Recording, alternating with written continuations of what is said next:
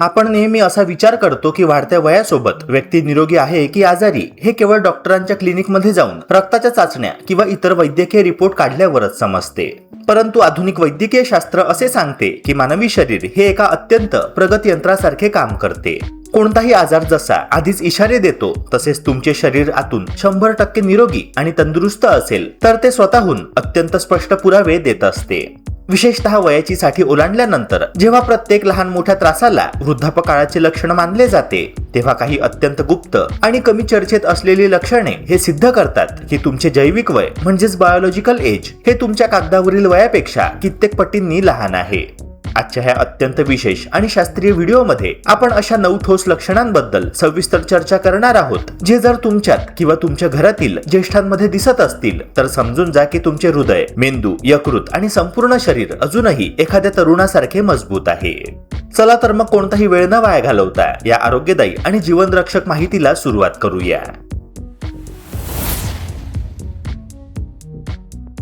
वयाच्या साठीनंतर शरीराची खरी ताकद फक्त बाहेरून दिसणाऱ्या स्नायूंमध्ये नसते तर तुमची मज्जासंस्था आणि स्नायू यांच्यातील समन्वय किती चांगला आहे यातही ती दिसून येते. याचा एक सोपा अंदाज घेण्यासाठी तुमची हाताची पकड म्हणजेच ग्रिप स्ट्रेंथ पहा.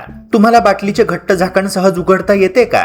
पाण्याची बादली किंवा किराणा सामान उचलताना हात थरथरत नाहीत ना? खुर्चीचा आधार घेताना बोटांमध्ये चांगली ताकद जाणवते का? ह्या छोट्या गोष्टींकडे लक्ष द्या. हाताची पकड ही फक्त हातातील स्नायूंच्या ताकदीशी संबंधित नसून मेंदू, मज्जातंतू आणि स्नायू यांच्यातील समन्वयाचाही एक संकेत देऊ शकते.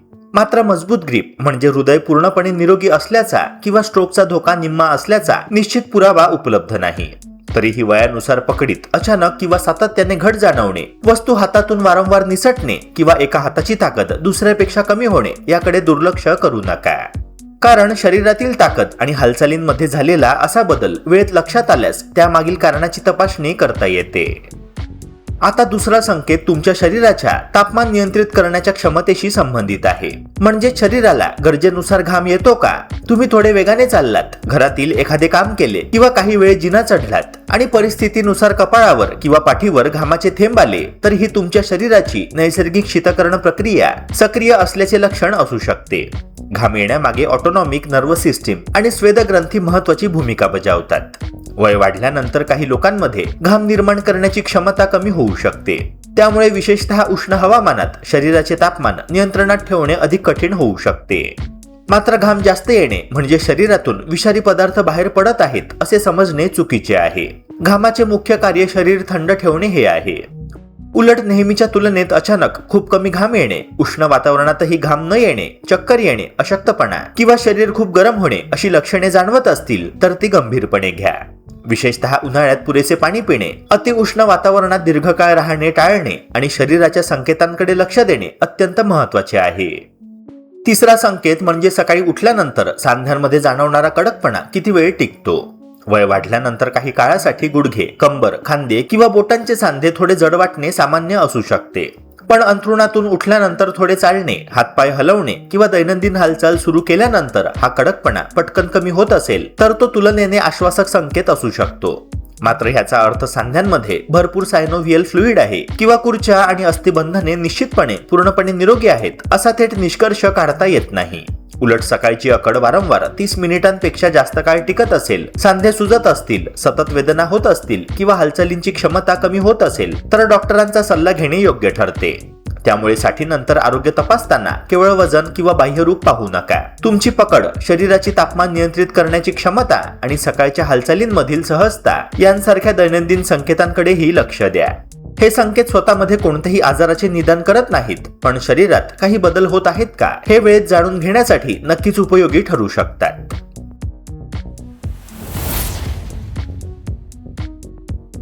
चौथ्या लक्षणाचा संबंध तुमच्या मानसिक सतर्कतेशी, स्मरणशक्तीशी आणि दैनंदिन निर्णय क्षमता टिकून राहण्याशी आहे. वयाच्या साठीनंतर चष्मा कुठे ठेवला, चावी कुठे ठेवली किंवा एखादी छोटी गोष्ट क्षणभर विसरणे अधूनमधून होऊ शकते आणि प्रत्येक विसर भोळेपणाचा अर्थ मेंदूच्या आजाराशी जोडता येत नाही.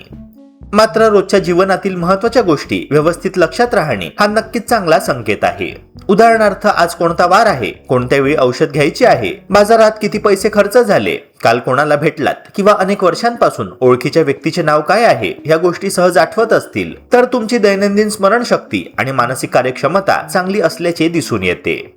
मेंदूची न्यूरोप्लास्टिसिटी म्हणजेच अनुभव आणि शिकण्याच्या प्रक्रियेनुसार मेंदूतील न्यूरल कनेक्शन्स मध्ये बदल करण्याची क्षमता आयुष्यभर काही प्रमाणात टिकून राहू शकते. त्यामुळे वय वाढले म्हणून मेंदूची कार्यक्षमता आपोआप संपते असे नाही. मात्र स्मरणशक्तीत सतत वाढणारी घट, परिचित व्यक्ती ओळखण्यात अडचण, रोजची कामे करण्यास त्रास किंवा निर्णय घेण्याच्या क्षमतेत स्पष्ट बदल जाणवत असेल तर त्याकडे वयाचा परिणाम म्हणून दुर्लक्ष न करता डॉक्टरांकडून तपासणी करून घेणे महत्त्वाचे आहे. रात्री झोपायला गेल्यानंतर तुलनेने सहज झोप लागणे, रात्री वारंवार जाग न येणे आणि सकाळी उठल्यावर शरीर व मन ताजेतवाने वाटणे हे आरोग्यासाठी अत्यंत महत्त्वाचे संकेत आहे. वय वाढल्यानंतर झोपेच्या पद्धतीमध्ये काही नैसर्गिक बदल होऊ शकतात आणि काही ज्येष्ठ व्यक्तींना रात्री लवकर जाग येणे किंवा झोपेचा कालावधी कमी होणे जाणवू शकते. त्यामुळे फक्त 6 ते 8 तास हा एकच आकडा चांगल्या झोपेचे प्रमाण ठरवत नाही. झोप किती शांत आणि पुनर्संचयित करणारी आहे हेही तितकेच महत्त्वाचे आहे. गाढ झोपेदरम्यान मेंदूमध्ये अनेक महत्त्वाच्या पुनर्संचयित प्रक्रिया घडतात आणि ग्लिम्फॅटिक प्रणाली मेंदूतील काही चयापचयजन्य अपशिष्ट पदार्थांच्या विल्हेवाटीत भूमिका बजावते. पुरेशी आणि नियमित झोप स्मरणशक्ती, लक्ष केंद्रित करण्याची क्षमता, मनस्थिती आणि शारीरिक पुनर्बांधणीसाठीही उपयुक्त ठरते. त्यामुळे वयाच्या 60 नंतरही रात्रीची झोप नियमित असेल आणि सकाळी उठल्यानंतर दिवसभर सुस्ती किंवा थकवा जाणवत नसेल तर ही चांगली सवय नक्कीच जपण्यासारखी आहे. मात्र सतत निद्रानाश, मोठ्याने घोरणे, झोपेत श्वास थांबणे, दिवसा प्रचंड झोप येणे किंवा रात्री अनेकदा जाग येणे अशा प्रकारची लक्षणे असतील तर त्यामागे झोपेशी संबंधित समस्या असू शकते आणि वैद्यकीय सल्ला घेणे योग्य ठरेल. 6वे लक्षण शरीरापेक्षा अधिक मनाच्या आणि सामाजिक आरोग्याशी संबंधित आहे, म्हणजेच लोकांमध्ये मिसळण्याची आणि नाती जपण्याची तुमची इच्छा. निवृत्तीनंतर किंवा वय वाढल्यानंतर घरातच राहण्याची सवय लागणे सहज शक्य आहे. परंतु मित्रांशी बोलणे, नातेवाईकांना फोन करणे, शेजाऱ्यांशी गप्पा मारणे, नातवंडांसोबत वेळ घालवणे किंवा एखाद्या सामाजिक उपक्रमात सहभागी होणे यामुळे मानसिक सक्रियता टिकवून ठेवण्यास मदत होऊ शकते. सामाजिक संबंधांमुळे भावनिक आधार मिळतो आणि एकटेपणाची भावना कमी होऊ शकते. ऑक्सिटोसिन, डोपामाइन आणि कॉर्टिसोल यांसारख्या संप्रेरकांमध्ये सामाजिक अनुभवांनुसार बदल होऊ शकतात. पण प्रत्येक सामाजिक संवादानंतर ही संप्रेरके ठराविक पद्धतीने वाढतात किंवा कमी होतात असे निश्चितपणे म्हणता येत नाही. तसेच लोकांमध्ये मिसळण्याची इच्छा असणे म्हणजे व्यक्ती पूर्णपणे निरोगी असल्याचा पुरावा नाही. उलट एकाकीपणा आणि सामाजिक अलगाव हे ज्येष्ठांच्या मानसिक आणि शारीरिक आरोग्यावर परिणाम करणारे महत्त्वाचे घटक मानले जातात. म्हणून दररोज थोडा वेळ कोणाशी मनापासून बोलणे, आवडता छंद जोपासणे, मित्रपरिवाराशी संपर्क ठेवणे आणि स्वतःला सामाजिक दृष्ट्या सक्रिय ठेवणे ही 60 नंतरच्या निरोगी आणि आनंदी जीवनशैलीची अत्यंत सुंदर गुंतवणूक ठरू शकते.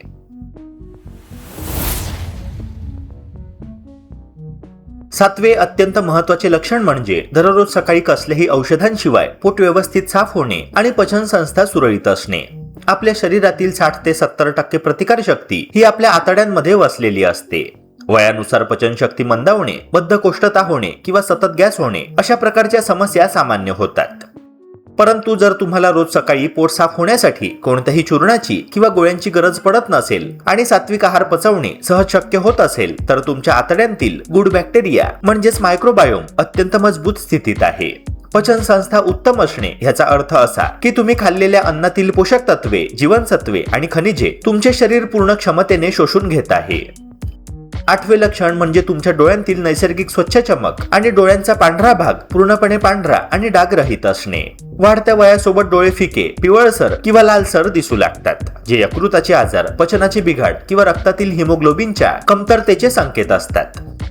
परंतु जर तुमच्या डोळ्यांमध्ये एक स्पष्ट पारदर्शक आणि नैसर्गिक तेज दिसत असेल तर त्याचा थेट अर्थ असा की तुमचे यकृत शरीरातील विषारी द्रव्यांचे योग्य प्रकारे विघटन करत आहे. याशिवाय हे लक्षण तुमच्या शरीरात रक्ताभिसरण योग्य प्रकारे सुरू असल्याचे आणि सूक्ष्म रक्तवाहिन्यांपर्यंत ऑक्सिजन पोहोचत असल्याचे सिद्ध करते. डोळ्यांची चमक ही शरीराच्या अंतर्गत शुद्धतेचा आरसा मानली जाते. 9वे आणि शेवटचे लक्षण म्हणजे वयाच्या 60 नंतरही त्वचेमध्ये हलका ओलावा टिकून असणे आणि त्वचा अतिशय कोरडी किंवा कडक न पडणे. वयोमानानुसार मानवी शरीराची पाणी साठवून ठेवण्याची क्षमता कमी होते, ज्यामुळे त्वचा पातळ किंवा निर्जीव होऊ लागते. परंतु जर तुमची त्वचा सतत सोलली जात नसेल, टाचांना गंभीर भेगा पडत नसतील आणि त्वचेला स्पर्श केल्यावर नैसर्गिक मऊपणा जाणवत असेल, तर ही तुमच्या उत्तम हायड्रेशन पातळीची निशाणी आहे. हे लक्षण स्पष्ट करते की तुमचे मूत्रपिंड म्हणजेच किडनी शरीरातील पाणी आणि इलेक्ट्रोलाइट्सचे संतुलन अत्यंत अचूकपणे सांभाळत आहे. जेव्हा मूत्रपिंड आणि यकृत एकत्र उत्तम काम करतात, तेव्हा त्वचेचा तजेला कायम राहतो.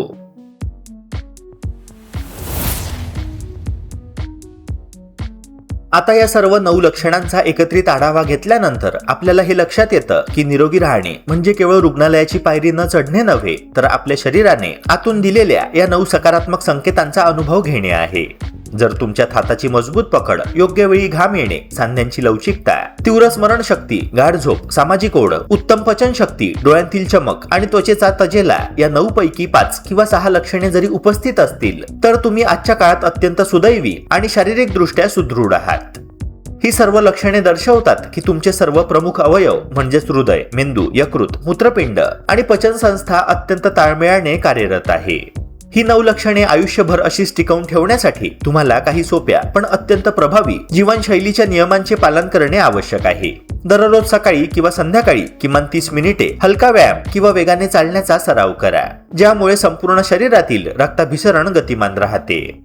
आहारात ताज्या भाज्या, फळे, फायबर आणि पुरेसे पाणी यांचा समावेश करा, जेणेकरून मूत्रपिंड आणि आतड्यांचे आरोग्य उत्तम राहील. रात्री वेळेवर झोपण्याची सवय लावा आणि दिवसातील काही वेळ सकारात्मक लोकांसोबत, कुटुंबासोबत किंवा मग निसर्गाच्या सानिध्यात घालवा, ज्यामुळे मानसिक ताण निर्माण करणारी संप्रेरके पूर्णपणे नियंत्रणात राहतील. हा व्हिडिओ बनवण्यामागचा आमचा मुख्य उद्देश हाच आहे की वाढत्या वयाची भीती मनातून काढून टाकून तुम्ही आत्मविश्वासाने आणि आनंदाने जगले पाहिजे. जर तुम्हाला आरोग्य बिट्स वरील ही शास्त्रीय आणि सकारात्मक माहिती आवडली असेल, तर ह्या व्हिडिओला आत्ताच लाईक करा आणि तुमच्या परिवारातील व ओळखीतील प्रत्येक ज्येष्ठ नागरिकासोबत नक्की शेअर करा. खाली कमेंट करून आम्हाला नक्की सांगा की ह्या 9 पैकी किती लक्षणे तुमच्यामध्ये किंवा तुमच्या पालकांमध्ये दिसून येतात. हा व्हिडिओ तुम्ही महाराष्ट्राच्या कोणत्या जिल्ह्यातून पाहत आहात हे देखील मला कमेंट करून नक्की सांगा. आरोग्याशी संबंधित अशीच माहितीपूर्ण आणि विश्वासार्ह माहिती मिळवण्यासाठी आपल्या आरोग्य बिट्स चॅनलला सबस्क्राईब करायला आणि बेल आयकॉन दाबायला विसरू नका. भेटूया पुन्हा एका नव्या व्हिडिओसह. जय हिंद, जय महाराष्ट्र.